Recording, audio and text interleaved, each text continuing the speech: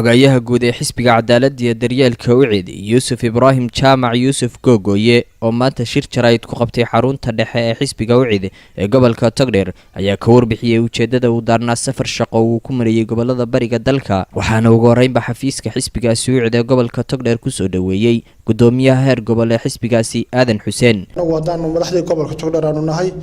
diyaar waxaan u nahay in aan xogayaha guud kala shaqeyno wax laaliyo wixii uu noo igmado ama uu noo diro ama uu noo baahdo inaan kala shaqeyno ayaan diyaar u nahay anigu waa xogayaha guud ee xisbiga cadaaladda iyo daryeelka Yuusuf Ibraahim Jaamac Yuusuf Gogoye aad ayaan uga mahad celinaya anigu fursadan ka faa'iideysanaya sidii wanaagsaneyd ee loo soo dhaweeyay halkan waa xarunta guud ee xisbiga xarunta dhexe xisbiga cadaaladda iyo daryeelka ee gobolka Togdheer asmadiisa Burco garbaha waxay ga fadhiya gudoomiyihii gobolka Togdheer xisbiga cadaaladda iyo daryeelka waxaan halkan u joogaa inaan dhismihii xisbiga ee heer gobol iyo heer degmo aan update gareeyo way noo dhisanaayeen xafiisyadu way furaayeen laakiin waxaan doonayaa maadaama aan anigu cusub oo xilkan ku cusubahay inaan soo update gareeyo boardka laga soo jafo xubnaha heer gobol iyo heer degmo aan ka soo dhigo wax is haysta oo isku xidhan oo compound awaamirtooda iyo kala dambayntooda iyo is-ixtiraamkooda iyo xafiiska inuu shaqeeyo qof walba xilkiisa lagu ixtiraamo ayaan doonayaa inaan ku soo arfays gareeyo waxaan safar ugu baxnay gobolka Sanaag degmooyinkiisa iyo caasimadiisa halkaas oo ka bilaabmisay diiwaangelintii codbixiyayaasha oo ku beegneyd 14 oo loo sameeyay lodgekii 16 si rasmi uga bilaabantay waxa halka isugu tagay wafdi heer qarana iyo heer gobol iyo heer degmo oo hogaaminaya madaxweynaha ku-xigeenka xisbiyada qaranka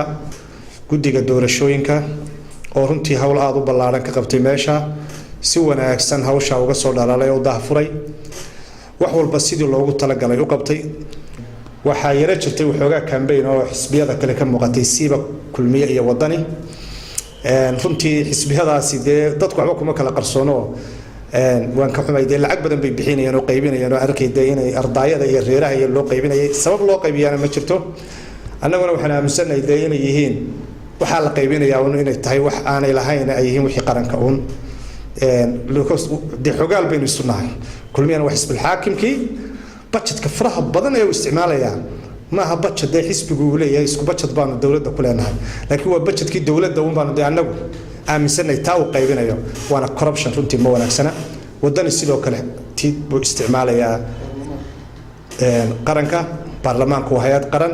dhanka kale xoghaye Yuusuf Gogoye oo sii wata shirkiisani jaraa'id ayaa ka hadlay shaqaaqa maanta ku dhex martay ciidamada qaranka Soomaaliland iyo ciidamada maamulka Puntland degmada Bood ee gobolka Sanaag kumaynaan xadgudbin Soomaaliya xuduudeeda maynaan tagin waxaan lagu soo xadgudbayaa waa xuduudeennii marka xuduudeena cidda ku soo xadgudubta ciidamada tallaabada ka qaaday ee difaacaya iyo dawladda iyo hay'adaha amaankaba waanu ku hambaleynaynaa waanu ku garab taagannahay garabkiinaanu taagannahay talaabada ku haboon ka qaadana taageeradayada ayaa haysata maamuleen Aadan Cabdikariin Maxamuud Aadan Garasho telefishinka caalamiga SBC magaalada Burco.